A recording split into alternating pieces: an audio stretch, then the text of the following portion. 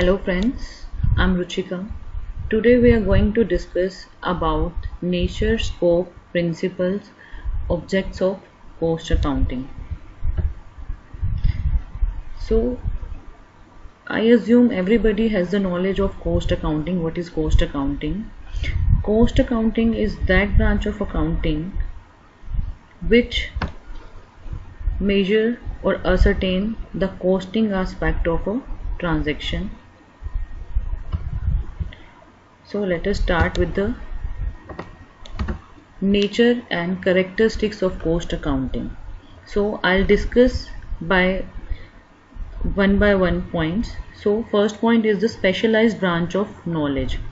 Cost accounting is a branch of knowledge like financial accounting, tax accounting, social accounting. It is also a specialized branch which includes collection of costing transaction, its classification, recording of cost transaction, their apportionment, determination and controlling of cost. So cost accounting is a specialized branch of knowledge.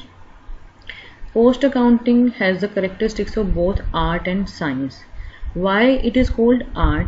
Like in the art, one needs its own knowledge or own experience. Similarly, cost accounting is an art because one can use cost accounting principle as per their business.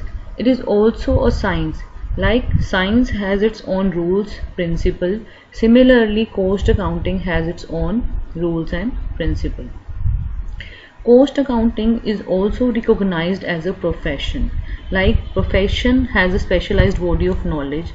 For a chartered accountant, there is the Institute of Chartered Accountant of India. Similarly, for cost accountant, we have Institute of Cost and Works Accountant of India. So, cost accounting is recognized as a profession. Determination of various components of total cost. Basically, there are three components of cost: material, labor and overheads.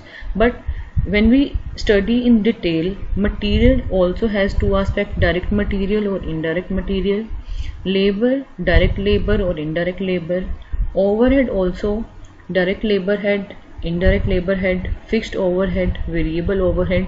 So there are different components of total cost, and cost accounting studies these components of cost. It also applies the statistical data for computing profit and loss account, and cost accounting is helpful to the management for making decisions. Scope of cost accounting is very wide. Cost accounting classification of cost. It classify the cost like on the basis of element, material, labor, overhead. On the basis of controllability, controllable cost accounting, uncontrollable, fixed cost, variable cost. So what we do first is classify the cost. For example, if a company is manufacturing two types of product, so what they need to do is the classify cost for which product that particular cost belongs. After classification of cost, the next step is recording of cost. Like we do in the journal entry, similarly we perform the recording of cost transaction. And cost allocation. Allocation means allocating the cost of a particular services or particular product to the concerned product. Like material A is allocated to product A, material B is allocated to product B. So after classifying and recording, what we do is the cost allocation, and after the allocation we could determine cost determination. For example classification में हम start करेंगे कि हमने एक product का coast decide करनी है. सबसे पहले हम क्या करेंगे, छटनी कर देंगे, उसको क्लासिफिकेशन कर देंगे कि कौन सी कोस्ट कौन से प्रोडक्ट से बिलोंग करती है. उसके बाद अगर कंपनी 3 प्रोडक्ट बना रही है ए बी सी, तो क्लासिफिकेशन के बाद उनको क्या करेंगे, रिकॉर्ड करेंगे कोस्ट ए ए प्रोडक्ट से जोड़ दी जाएगी कॉस्ट बी प्रोडक्ट से जोड़ दी जाएगी और सी प्रोडक्ट की कॉस्ट उसमें ऐड की जाएगी। जैसे अगर हमने मटेरियल मंगवाया, हमने देखा कि 300 मटेरियल यूज़ हुआ है प्रोडक्ट ए के लिए, तो 300 की रिकॉर्डिंग करेंगे ए में। अगर 500 यूज़ हुआ है बी में तो रिकॉर्डिंग करेंगे बी में। सिमिलरली अगर कुछ मटेरियल यूज़ हुआ है सी में तो हम उसको सी में रिकॉर्ड कर देंगे। तो पहला काम है क्लासिफिकेशन करना कि जो कॉस्ट है वो किस चीज़ से बिलोंग करती है। जैसे अगर मैं बोलूँ कि हमने फैक्ट्री में कुछ खर्चा किया तो वो फैक्ट्री ओवरहेड्स में ऐड हो जाएगी। तो कॉस्ट क्लासिफाई करेंगे, कॉस्ट रिकॉर्ड करेंगे और कॉस्ट एलोकेशन करेंगे। उसके बाद हम कॉस्ट डिटर्मिनेशन करेंगे कि एक्चुअल कॉस्ट कितनी आई। जैसे किसी प्रोडक्ट की जब हमने एलोकेशन करी तो हमने देखा कि प्रोडक्ट की जो कॉस्ट आई है वो आई है 10 रुपीज़। तो कॉस्ट डिटर्मिनेशन के बाद उसमें कुछ amount of profit margin add कर दिया जाता है और कॉस्ट प्लस प्रॉफिट जो निकल के आते हैं वो होते हैं price. Cost control, cost controlling के लिए डिफरेंट टेक्निक्स हैं। कॉस्ट अकाउंटिंग में कॉस्ट बजट है, स्टैंडर्ड कॉस्टिंग है। तो कॉस्ट अकाउंटिंग में हम स्टैंडर्ड कॉस्टिंग और बजट कंट्रोल भी कवर अप करेंगे। कॉस्ट कंपैरिजन में होगा कि हम अपने प्रोडक्ट की कॉस्ट किसी और बिजनेस से कंपेयर कर सकते हैं। हम इस साल की कॉस्ट को किसी प्रीवियस ईयर से कंपेयर कर सकते हैं या एक प्रोडक्ट की कॉस्ट दूसरे प्रोडक्ट से कंपेयर कर सकते हैं। कॉस्ट रिपोर्टिंग में होगा कि कॉस्ट डिटर्मिनेशन के बाद या कॉस्ट कंपैरिजन के बाद हम रिपोर्ट करेंगे डिफरेंट लेवल ऑफ मैनेजमेंट को। कॉस्ट रिडक्शन एक ऐसी टेक्निक है जिससे हम क्या कर सकते हैं, अपने कॉस्ट को रिड्यूस कर सकते हैं। Like by spending amount on research new techniques we can reduce the cost. Cost analysis में होगा कि हम डीपली स्टडी करेंगे अपने कॉस्ट को कि कहाँ से हमारे प्रोडक्ट की कॉस्ट आ रही है, कहाँ से हम अपने कॉस्ट की रिडक्शन कर सकते हैं, कैसे कॉस्ट कंट्रोल कर सकते हैं। और लास्ट में है cost audit. Like financial audit, what we do ki whether rules and regulation has been followed by the financial accountant. Similarly in the cost audit, an accountant will check whether all the aspects of costing has been covered and has been followed by the cost accountant. Fundamental principle of cost accounting. What are the basic principle which a cost accountant follows? First is cost related to its cause. There should be some cause to record a cost. अगर किसी चीज़ का कोई कारण नहीं है तो हम cost को रिकॉर्ड नहीं कर सकते। जैसे अगर हमने मटेरियल, एक प्रोडक्ट के मटेरियल पे पैसा लगाया तो जो उसकी कॉज है वो है उसका material and we will record that material cost in material.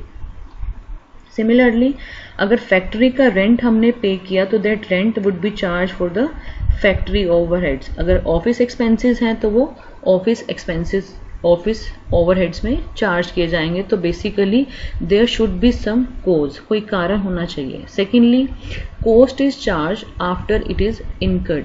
हमेशा खर्चा करने के बाद ही कॉस्ट रिकॉर्ड की जाएगी।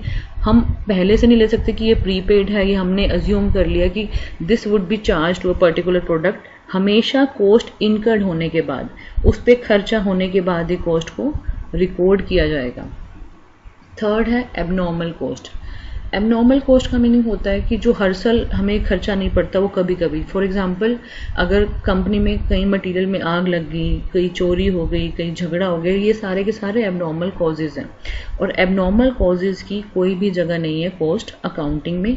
तो generally normal cost are included in the costing and abnormal cost are excluded from the costing. Next is past cost are not charged to the future periods. Means जो past का कोई खर्चा था आपने record नहीं किया या उसको भूल गए या आपको लगता है कि थोड़ा सा रह गया था, हम उसको फ्यूचर में चार्ज नहीं कर सकते। सिर्फ प्रेजेंट कॉस्ट ही चार्ज की जाएंगी कॉस्ट अकाउंटिंग में। नेक्स्ट है concept of conservation. Financial accounting principle या कंसेप्ट ऑफ कंजर्वेशन पे बेस्ड है। कंजर्वेशन का मीनिंग है कि हम ऑलवेज एक्सपेक्ट करते हैं कि लॉसेस, लाइक हम जब क्लोजिंग स्टॉक की वैल्यूएशन करते हैं तो हम लोग डिसाइड करते हैं कि मार्केट प्राइस और current price which ever is less. So financial accounting में हम लोग कॉस्ट प्राइस और मार्केट प्राइस को कंपेयर करते हैं विच एवर इज लेस, मगर इस कंजर्वेशन प्रिंसिपल की कोई भी प्लेस नहीं है कॉस्ट अकाउंटिंग में. Always the stock is recorded at its cost price. हम लोग मार्केट प्राइस कभी भी चेक नहीं करते. The last one is similarly cost accounting is based on the double entry system as based in the financial accounting. So these are the fundamental principle of cost accounting. Objects और function of cost accounting. क्या क्या function perform करते cost accounting? cost accounting का foremost और prime objective ही यही है कि वो cost को ascertain करता है. कॉस्ट असर्टेनमेंट में टोटल कॉस्ट भी आ जाएगी, टोटल कॉस्ट इन डिटेल भी आ जाती है, पर यूनिट कॉस्ट भी आ जाती है, पर एलिमेंट कॉस्ट भी आ जाती है. जैसे हम जब कॉस्ट अकाउंटिंग करते हैं तो हम बता सकते हैं कि मटेरियल की कॉस्ट कितनी है, लेबर की कॉस्ट कितनी है, ओवरहेड की कॉस्ट कितनी है, प्राइम कॉस्ट कितनी है, फैक्ट्री कॉस्ट कितनी है. तो इसी तरह से हम कॉस्ट अकाउंटिंग में कॉस्ट असर्टेन कर देते हैं aggregate as well as in detail. Cost accounting का नेक्स्ट ऑब्जेक्टिव है कॉस्ट कंट्रोल करना. कंट्रोलिंग कैसे करेंगे? स्टार्टिंग ऑफ द पीरियड में ही हम डिसाइड कर लेते हैं कि हमारा बजट क्या होगा, कौन से प्रोडक्ट पे हम कितना खर्चा करेंगे, क्या हमारे स्टैंडर्ड्स होंगे. तो बेसिकली हम दो टेक्निक्स फॉलो करते हैं कॉस्ट कंट्रोल के लिए, बजटरी कंट्रोल और स्टैंडर्ड कॉस्ट. इसके अलावा ब्रेक इवन पॉइंट एनालिसिस है, अलग अलग टेक्निक है जो हम कॉस्ट कंट्रोल के लिए यूज़ करते हैं. Next is the cost reduction. Cost reduction का मीनिंग है कि आप कॉस्ट रिड्यूस करेंगे without impairing it's quality. Quality के साथ हम कॉम्प्रोमाइज़ नहीं करना, आपको कॉस्ट रिड्यूस करनी है. और वो रिड्यूस कैसे करनी है? या तो नई टेक्निक्स फॉलो करके, या अपने रिसर्च एंड डेवलपमेंट पे पैसा लगा के कि आप कुछ नई टेक्निक्स निकाल के आओ. तो कॉस्ट रिडक्शन का मीनिंग है कि क्वालिटी वही की वही रहनी चाहिए, मगर आपको अलग अलग टेक्निक सर्च करनी है कि कैसे हम अपनी लागत को कम कर सकते हैं. Next, cost plus profit is equal to price. So cost ascertainment हमने कर लिया, इसके बाद हम डिसाइड करेंगे कि हमें प्रॉफिट मार्जिन कितना रखना है. कॉस्ट और प्रॉफिट मार्जिन डिसाइड करने के बाद we can determine our selling price. So basically 3 objectives are associated with the cost accounting: cost ascertainment, profit ascertainment and determination of selling price. So these all information provides a basis for business policy or decision making to the management. हम इस information के बाद, suppose हमने क्या क्या cost ascertain करी, मगर हमें लगा कि हमारे प्रोडक्ट की कॉस्ट दूसरे बिजनेस के कंपैरिजन में बहुत ज़्यादा आ रही है, तो हम लोग क्या सोचेंगे कि बेटर है to shut down that product. तो these kind of decisions are made by the cost accounting, and these information helps to the management. And the last one is the compliance of statutory requirement. For some businesses, government has made mandatory to prepare cost accounting. So for them, preparing the cost account is mandatory. So these are the function of cost accounting. Thank you.